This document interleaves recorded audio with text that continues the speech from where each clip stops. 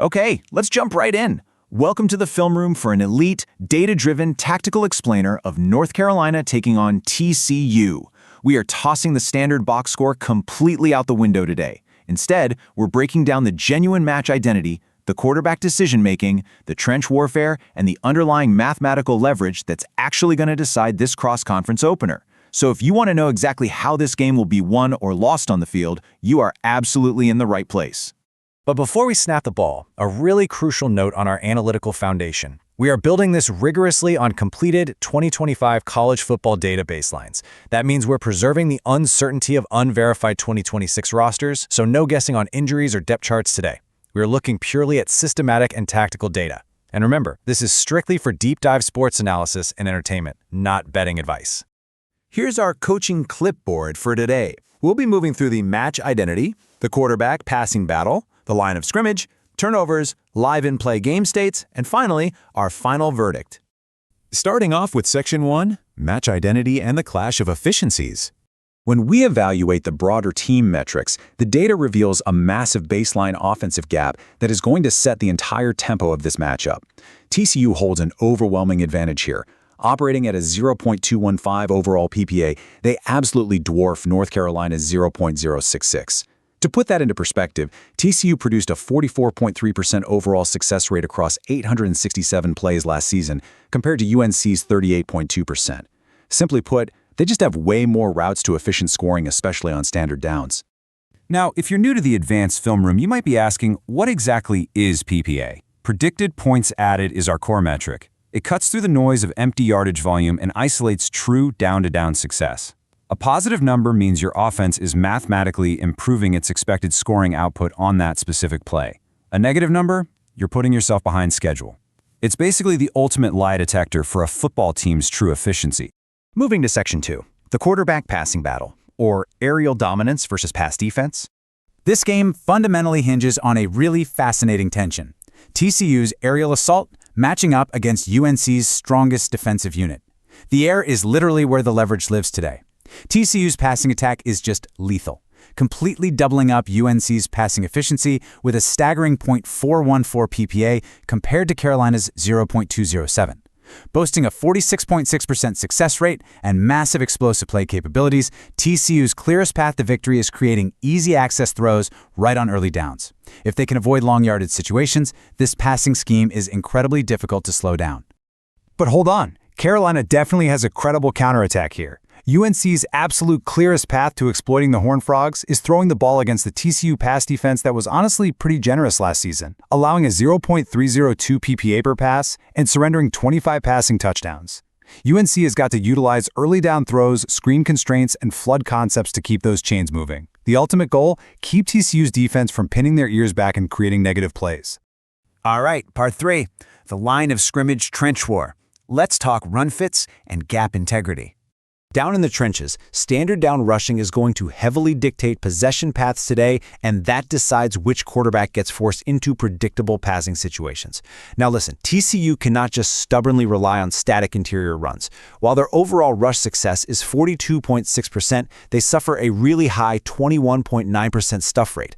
They're running directly into a UNC defensive front that flexes an intimidating 89.3% power success rate in short yardage. TCU is definitely going to need split zone action and RPO constraints to make that Carolina front hesitate. On the flip side, the hinge point of this trench war is whether Carolina's offensive line can survive the heat. TCU generated 24 sacks and 68 tackles for loss last season. UNC 100% must prioritize the pre-snap identification of interior games and simulated pressures. Because if Carolina is holding the ball for late throws instead of just accepting the quick checkdowns, TCU's edge rush is going to absolutely wreck their offensive game plan. Let's shift over to Section 4, turnovers and hidden yardage. This is all about volatility in the margins. You might be wondering, if TCU is so mathematically efficient, why isn't this just a guaranteed blowout? Well, 20. That's the total number of turnovers committed by TCU in 2025, which includes a highly concerning 15 interceptions. This is exactly the kind of chaotic element that defies standard down-to-down efficiency. You can have all the PPA advantages in the world, but if TCU gives the ball away in their own territory, the math goes right out the window. Combine those 20 turnovers with a whopping 806 penalty yards over the season, and you have the perfect recipe for handing opponents short fields. UNC has to capitalize on these moments, A short field produced by a bad interception or a major coverage penalty can completely neutralize TCU's baseline drive efficiency advantage. But, and this is a massive but here, when TCU plays a clean, disciplined game, they are ruthless finishers. They drastically outperform UNC on the money downs, converting 47.4% of their third downs compared to UNC's 36.9%. And when they cross that 40-yard line, TCU generates 4.14 points per scoring opportunity against UNC's 3.33. They finish their drives with touchdowns, not field goals. Section 5, Live In-Play Game States. How do we read the flow of this one? So here is how you read this game as it unfolds live on the field. Watch this timeline. In the first quarter, monitor that early down efficiency. TCU confirms their dominance if they consistently find 2nd and 6 or better. In the first half, track those third down distances. If UNC is forcing 3rd and longs, their disruption plan is actually working. Finally, watch the red zone early on. UNC absolutely needs their early trips to end in touchdowns to keep pace with TCU's scoring ceiling. Depending on the game state, we need to anticipate some tactical pivots. If UNC grabs an early lead, they must not just turtle up and abandon their passing concepts to burn clock against a stacked box. Their baseline run game just isn't strong enough. Conversely, if TCU takes the lead, they need to maintain their pass-led identity. Predictable clock-killing carries will play right into UNC's elite defensive stuff rate. Finally, Section 6, the final tactical verdict, including our model estimates and projection. Taking all these analytical layers into account, the model heavily favors TCU to take control of this cross-conference opener, projecting a very solid 74% win probability. Driven by their superior overall passing metrics, much stronger standard down efficiency, excellent third down conversion rates, and a home venue edge, the baseline data strongly supports their ability to completely dictate the terms of engagement here. But hey, a 26% win probability for UNC is far from zero. For North Carolina to steal this one on the road, they have to flawlessly execute this precise 4-step upset formula. 1. Maintain clean pass protection against an aggressive TCU front. 2. Hit highly efficient early down passes. 3. Aggressively force TCU into their known turnover tendencies. And 4. Most importantly, they must convert those chaotic short fields into 7 points, not 3.